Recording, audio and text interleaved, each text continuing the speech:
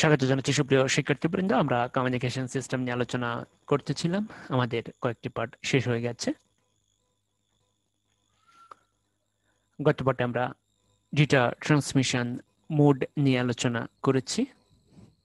এটি তোমাদের আইসিটির দ্বিতীয় অধ্যায়। আইসিটিতে মোট 6টি অধ্যায় রয়েছে, প্রত্যেকটি অধ্যায় তোমাদের জন্য খুবই গুরুত্বপূর্ণ। আমরা আজকে গুরুত্বপূর্ণ একটা টপিকস নিয়ে আলোচনা করব। এটি সিকিউতে আসার সম্ভাবনা খুবই বেশি। এমসিকিউতে এখান থেকে প্রশ্ন প্রায় ধরা হয় অ্যাডমিশন টেস্ট এবং তোমাদের বোর্ড পরীক্ষায়। তোমরা ছবিগুলো খেয়াল করো যে এখান থেকে আমরা কি দেখতে পাচ্ছি। ডিরেকশন অফ ফ্লো, প্রবাহের দিক, সেন্টার থেকে রিসিভারের দিকে ডেটার স্রোত প্রবাহিত হচ্ছে। খেয়াল করো, এখানেও ডেটার স্রোত প্রবাহিত হচ্ছে। আজকে আমরা ডেটা প্রবাহের এই যে স্রোতটা, সেটা কিভাবে যাবে। আমরা গত পাঠে ডেটা ট্রান্সমিশন মোড নিয়ে আলোচনা করেছি। মনে রাখবা, ডেটা ট্রান্সমিশন মোড হচ্ছে ডেটা কোন দিক থেকে কোন দিকে যাবে, আর মেথড হচ্ছে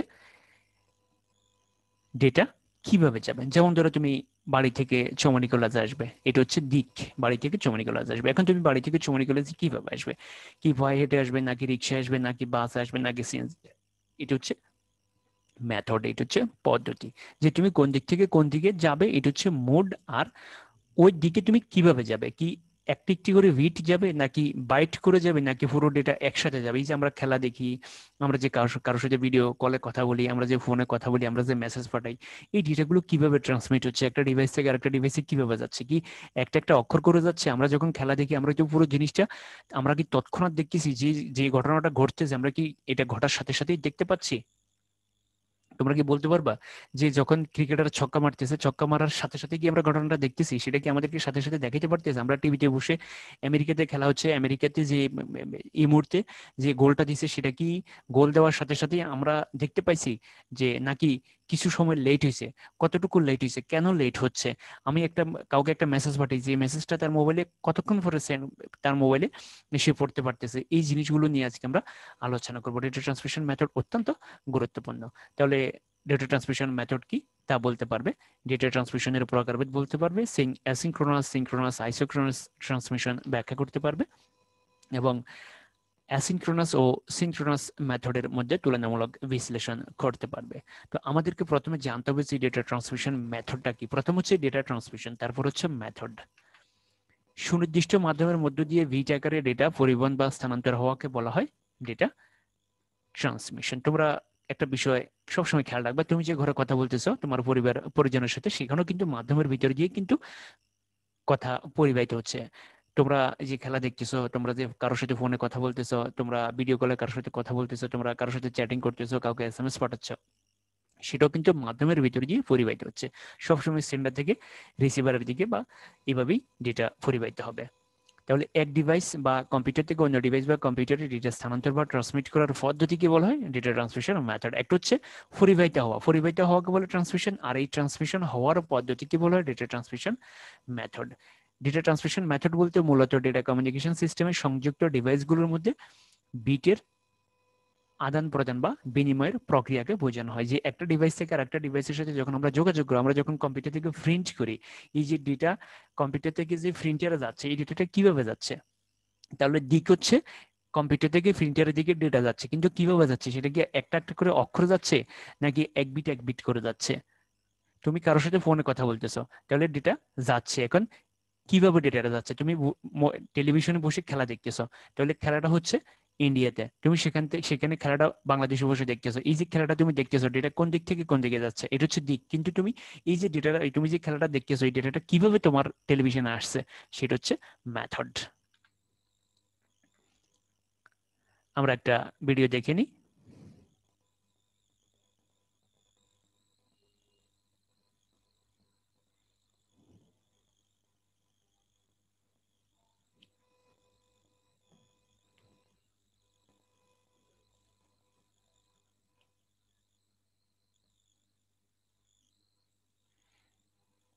খেয়াল করো তোমরা, এটা হচ্ছে সিরিয়াল ট্রান্সমিশন। এটা কিভাবে যাচ্ছে তোমরা একটু খেয়াল রাখো।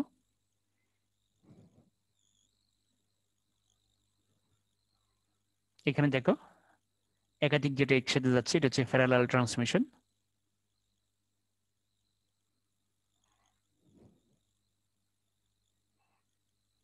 একাধিক ডেটা একসাথে পরিবাহিত হচ্ছে। দেখো এখানে সিরিয়াল, আবার দেখো তোমরা ভিডিওটা, এখানে পিছে পিছে একটা একটা করে যাচ্ছে ডেটা, পিছনে পিছনে একটা একটা করে, পিছনে পিছনে একটা একটা করে একটা লাইনের মধ্যে দিয়ে যাচ্ছে।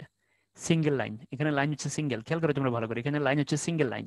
সিঙ্গেল লাইনের পিছনে পিছনে একটি একটি করে ডেটা যাচ্ছে, এক লাইনের মধ্যে দিয়ে মানুষ হাঁটতেছে। কিন্তু তোমরা এটা খেয়াল করো, একাধিক লাইনের একাধিক লাইনের ডেটা একসাথে যাচ্ছে, একাধিক লাইনের ডেটা মাল্টিপল লাইন, এখানে হচ্ছে মাল্টিপল লাইন মাল্টিপল বিট, একাধিক বিট একাধিক লাইনের ভিতর দিয়ে একসাথে যাচ্ছে, একাধিক লাইনের ভিতর দিয়ে একাধিক বিট একসাথে যাচ্ছে, একাধিক লাইনের ভিতর দিয়ে একাধিক বিট একসাথে যাচ্ছে। তাহলে এখন এই ভিডিও দেখে আমরা কি বুঝতে পারলাম?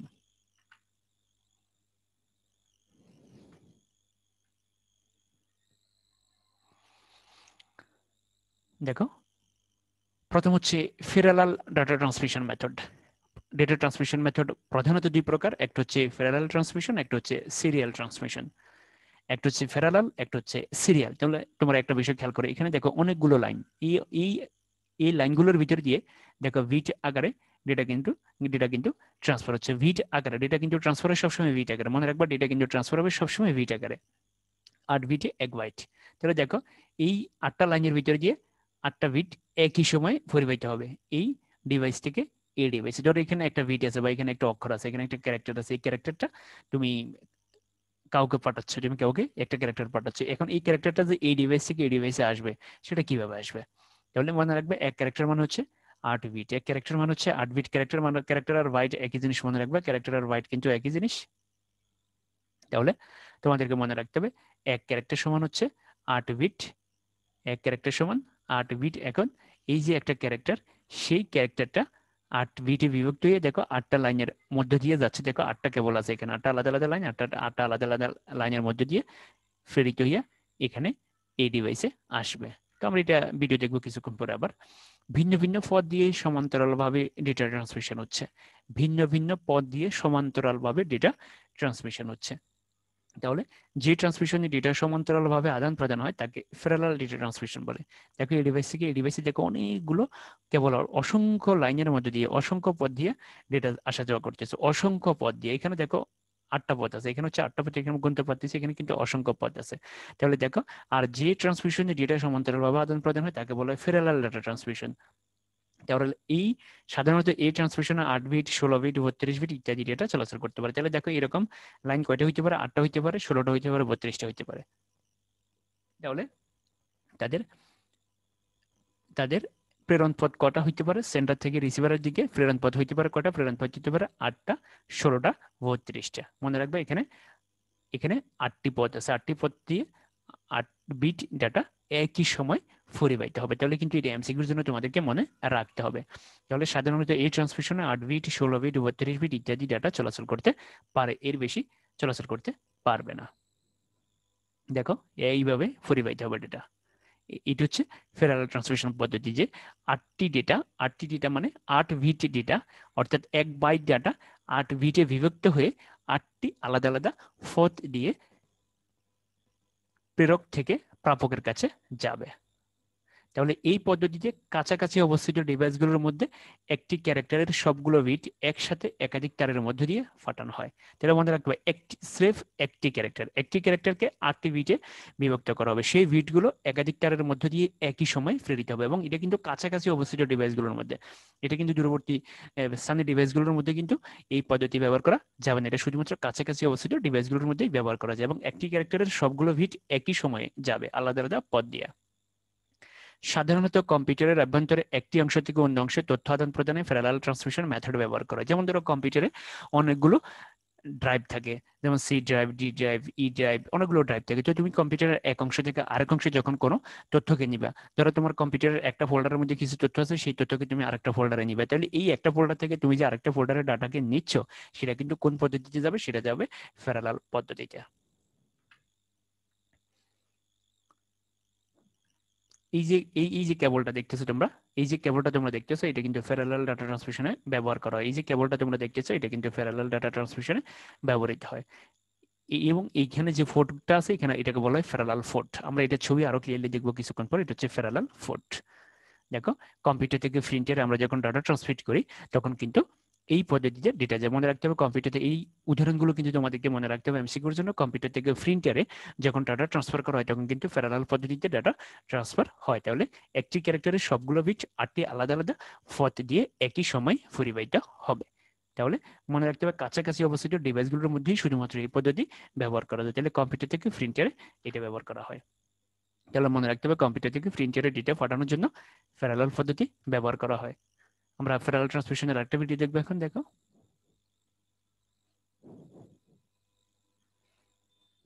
এইভাবেই যাবে ডেটা।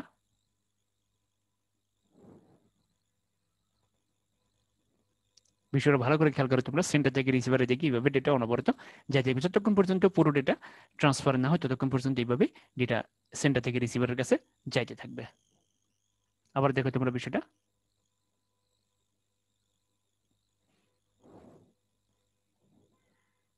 তুমি তোমার কম্পিউটারের একটা অংশ থেকে একটা ফোল্ডার থেকে আরেকটা ফোল্ডারের ডাটা নিবা অথবা কম্পিউটার থেকে প্রিন্টারের ডেটা নিবা, এটা এইভাবেই হবে। সেন্টার থেকে রিসিভারের কাছে 8টি আলাদা আলাদা পথ দিয়ে এক ক্যারেক্টারের 8টি বিট স্থানান্তরিত হবে একই সময়ে।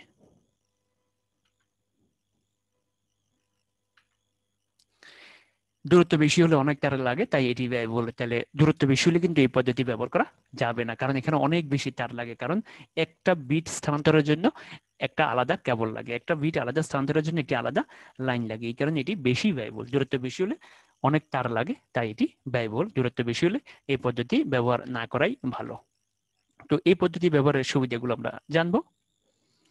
এটি দ্রুত গতি সম্পন্ন, অনেক দ্রুত ডেটা ট্রান্সমিট হয়, কারণ এখানে 8টি আলাদা আলাদা লাইন, 8টি আলাদা আলাদা লাইন দিয়ে আলাদা আলাদা ভাবে ডেটা প্রেরিত হয়। এই কারণে এটি দ্রুত গতি সম্পন্ন। একসাথে অনেক বিট চলাচল করতে পারে। তোমরা নিশ্চয়ই দেখেছো যে 8 বিট, 32 বিট, 16 বিট এভাবে কিন্তু ডাটা ট্রান্সমিট হইতে পারে। ডেটা স্থানান্তরের দক্ষতা অনেক বেশি। অর্থাৎ এখানে দক্ষতা বলতে কি, যে ডাটা হারিয়ে যায় না, যে তুমি যতটুকু ট্রান্সমিট করছো ততটুকুই কিন্তু সেন্ডারের কাছে, সেন্টার যতটুকু ট্রান্সমিট করছে ততটুকু কিন্তু রিসিভারের কাছে যাবে। এখানে ডাটা স্থানান্তরের দক্ষতা অনেক বেশি। যেটা এক একটি শব্দ অনুসারে স্থানান্তরিত। ডেটা এক একটি কি অনুসারে স্থানান্তরিত হয়? শব্দ অনুসারে স্থানান্তরিত। শব্দগুলো কিভাবে যাবে? এক ক্যারেক্টার হবে, এক ক্যারেক্টার 8টি বিট অনুযায়ী এভাবে স্থানান্তরিত। যেমন ধরো আব্দুল, তাহলে আব্দুলের এ, বি, ডি, ইউ, এল। তো এই যে শব্দটা ট্রান্সমিট হবে, এই শব্দটার ভিতরে যতগুলো অক্ষর আছে প্রত্যেকটা অক্ষর কিন্তু 8 বিট করে, প্রত্যেকটা অক্ষর 8 বিট করে আলাদা আলাদা 8টি লাইনের মধ্য দিয়ে পরিবাহিত হবে। অসুবিধাগুলো দেখি আমরা। অসুবিধাগুলো হচ্ছে দূরত্ব বেশি হলে এটি ব্যবহার করা সম্ভব নয়, কারণ এখানে অনেক বেশি কেবল লাগে। প্রতিটি বিটের জন্য পৃথক পৃথক তার ব্যবহার করতে হয়, বিধায় এটি অত্যন্ত ব্যয়বহুল। মনে রাখতে হবে প্রত্যেকটা বিটের জন্য পৃথক পৃথক তার ব্যবহার করতে হয়, কারণ এখানে প্রত্যেকটা বিট আলাদা আলাদা লাইনের ভিতর দিয়ে যাবে। একটা কেবলের ভিতর দিয়ে শুধুমাত্র এক বিট স্থানান্তরিত হবে, এভাবে পর্যায়ক্রমে চলতে থাকবে। তো এই কারণে যদি তুমি 32 বিট স্থানান্তর করো তাহলে আলাদা 32টা লাইন লাগবে, যদি 64 বিট স্থানান্তর করো তাহলে 64টা লাইন লাগবে। তো এই জন্য এটি খুবই ব্যয়বহুল। দূরত্ব বেশি হলে এর ক্লক পালস অনেক বেশি সেন্সিটিভ হয়ে ওঠে। মনে রাখবা ক্লক পালস নিয়ে আমরা পরবর্তীতে আলোচনা করব। ক্লক পালস খুবই গুরুত্বপূর্ণ একটা বিষয়। দূরত্ব বেশি হলে ক্লক পালস অনেক বেশি সেন্সিটিভ হয়ে ওঠে, অর্থাৎ সে কিন্তু এটা ধরতে পারে না যে ডেটাগুলো কিভাবে ট্রান্সমিট হবে এবং ডেটাগুলো সেখানে গিয়ে কিভাবে জমা হবে। এখন আমরা আলোচনা করব সিরিয়াল ডেটা ট্রান্সমিশন নিয়ে। সিরিয়াল ডেটা ট্রান্সমিশন হচ্ছে একটি লাইনের ভিতর দিয়ে এক বাইটের 8টি বিট ডেটা পিছনে পিছনে ট্রান্সমিট হবে। দেখো এই যে এক বাইট, এক বাইট মানে হচ্ছে 8 বিট। এই 8 বিট ডাটা দেখো এক বিট করে একটা লাইনের ভিতর দিয়ে ট্রান্সমিট হচ্ছে। একটা লাইনের ভিতর দিয়ে দেখো, একটা লাইনের ভিতর দিয়ে এই দেখো bit 1, bit 2, bit 3, bit 4, bit 5, bit 6, bit 7, bit 8। তাহলে একটা ক্যারেক্টার মানে এক এক ক্যারেক্টার মানে এক বাইট, আর এক বাইট মানে হচ্ছে 8 বিট। 8 বিট ডেটা একটা কেবলের ভিতর দিয়ে পরিবাহিত। বা আমরা সিরিয়াল প্যারালালে যেটা দেখছি সেখানে ছিল 8টি পৃথক লাইনের ভিতর দিয়ে 8 বিটের প্রত্যেকটির এক বিট করে স্থানান্তর করতে প্রত্যেকটা কেবল। কিন্তু এখানে একটা কেবলের ভিতর দিয়ে কিন্তু সবগুলো ডেটা স্থানান্তরিত হবে এক বিট করে, পিছনে পিছনে চলতে থাকবে। একটি পথ দিয়ে এক বিট করে পর্যায়ক্রমে ডেটা ট্রান্সমিট হবে। একটা পথ কিন্তু একটাই, পর্যায়ক্রমে সবাই ট্রান্সমিট হবে। অর্থাৎ লাইন একটা লাইন দিয়ে সবাই তাদের প্রয়োজনীয় কাগজপত্র জমা দিতে হবে। যে ট্রান্সমিশনের ডেটা বা তথ্য পর্যায়ক্রমে 1 বিট করে আদান প্রদান করে তাকে বলে সিরিয়াল ডেটা ট্রান্সমিশন। পর্যায়ক্রমে 1 বিট করে, কিন্তু আগে ছিল 8 বিট, 16 বিট, 32 বিট, এইভাবে। দূরবর্তী স্থানে থাকা ডিভাইসগুলোর জন্য সিরিয়াল ট্রান্সমিশন পদ্ধতি ব্যবহার করা। মনে রাখতে হবে দূরবর্তী স্থানে থাকা ডিভাইসগুলোর মধ্যে ডেটা ট্রান্সমিশনের জন্য এই পদ্ধতি ব্যবহার করা হয়। তো আমরা সিরিয়াল ট্রান্সমিশনের একটা ভিডিও দেখব।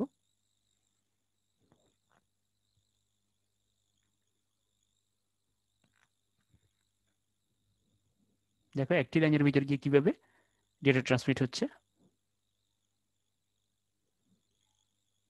আবার দেখো ভিডিওটি তোমরা।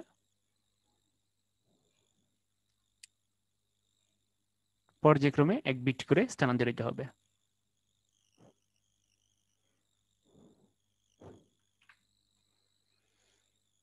এভাবে একটি লাইনের ভিতরে গিয়ে এইভাবেই ডেটা যাবে। দেখো এই পদ্ধতিতে একটি তারের মধ্য দিয়ে একটি পর একটি অর্থাৎ 1 বাইট বা 8 বিটের ডেটা পর্যায়ক্রমে 1 বিট করে পাঠানো হয়। একটা লাইন মনে রাখবে, কেবল কিন্তু একটা কেবলের ভিতর দিয়ে 1 বাইটের 8টি বিট পর্যায়ক্রমে 1 বিট করে স্থানান্তরিত হবে। এখানে প্রতিটি বিট ট্রান্সমিশনের জন্য আলাদা আলাদা ক্লক পালস ব্যবহৃত হয়। উৎস থেকে গন্তব্যে পর্যন্ত দূরত্ব বেশি হলে এই পদ্ধতি ব্যবহার করা ছাড়া আর কোনো উপায় থাকে না। মনে রাখতে হবে উৎস থেকে গন্তব্যে যদি দূরত্ব বেশি হয় তাহলে অবশ্যই এই পদ্ধতি ব্যবহার করতে হবে, সিরিয়াল ট্রান্সমিশন ব্যবহার করতে হবে। সিরিয়াল ট্রান্সমিশন ছাড়া আর কোনো পদ্ধতি কিন্তু ব্যবহার করা যাবে না, মনে রাখতে হবে এটা। তাহলে আমরা প্যারালাল ট্রান্সমিশনের ব্যবহারও দেখলাম, সিরিয়াল ট্রান্সমিশন সম্পর্কেও জানলাম যে এখানে যখন ডিস্টেন্স বেশি হবে তখন অবশ্যই সিরিয়াল ট্রান্সমিশন ব্যবহার করতে হবে।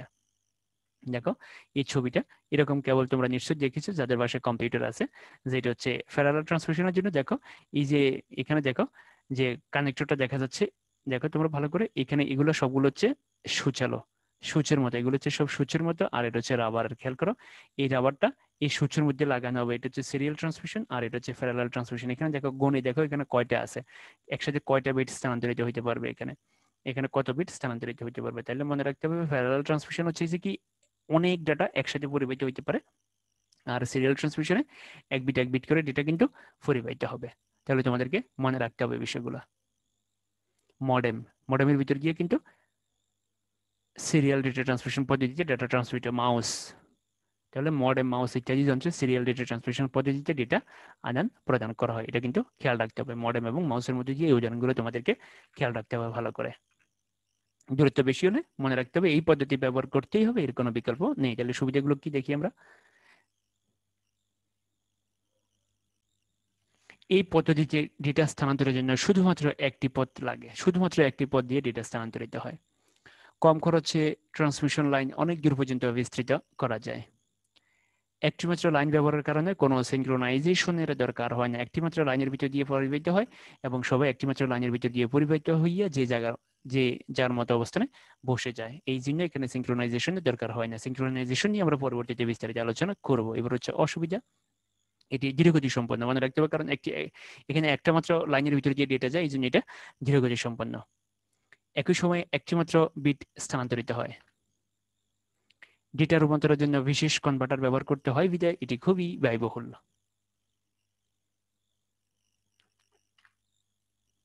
এখন আমরা সিরিয়াল এবং প্যারালাল ডাটা ট্রান্সমিশন মেথডের তুলনা দেখব। দেখো সিরিয়াল ট্রান্সমিশনে ডেটার আকার হচ্ছে 1 বিট, অর্থাৎ 1 বিট করে স্থানান্তরিত হবে, আর প্যারালালে 8 বিট, 16 বিট অথবা 32 বিট করে ট্রান্সমিট হবে। তাহলে এই পার্থক্য কিন্তু মনে রাখতে হবে, ডেটার আকার সিরিয়ালে 1 বিট করে, আর প্যারালালে 8 বিট, 16 বিট অথবা 32 বিট করে ডেটা স্থানান্তরিত হবে। এবার পথ, সিরিয়ালে একটা মাত্র পথ, আর প্যারালালের পথ হচ্ছে কয়টা, 8 বিট ডেটা স্থানান্তর করতে হলে 8 বিট, 16 বিট করে স্থানান্তর করতে হলে 16টা পথ লাগবে, আর 32 বিট করে ডেটা স্থানান্তর করতে হলে 32টা পথ লাগবে। গতি, সিরিয়ালে গতি কম, প্যারালালে গতি অনেক বেশি। খরচ, সিরিয়ালে খরচ কম, প্যারালালে খরচ অনেক বেশি। সুপ্রিয় শিক্ষার্থীবৃন্দ, ধন্যবাদ সবাইকে। সিরিয়াল এবং প্যারালাল ট্রান্সমিশন নিয়ে আজকে আমরা আলোচনা করলাম। এই দুটি পদ্ধতি তোমরা ভালো করে শিখবে। সিকিউ, এমসিকিউ এবং অ্যাডমিশন টেস্টের জন্য তোমাদেরকে মনে রাখতে হবে উদাহরণগুলো খুবই গুরুত্বপূর্ণ, যে কোন ক্ষেত্রে তুমি কোন পদ্ধতি ব্যবহার করবে। আমরা আগামী পাঠে এই ডাটা ট্রান্সমিশন মেথডের আরো গুরুত্বপূর্ণ কিছু টপিকস নিয়ে আলোচনা করব। তবে তার আগে তোমাদেরকে সিরিয়াল এবং প্যারালাল সম্পর্কে ভালোভাবে জানতে হবে। ধন্যবাদ সবাইকে।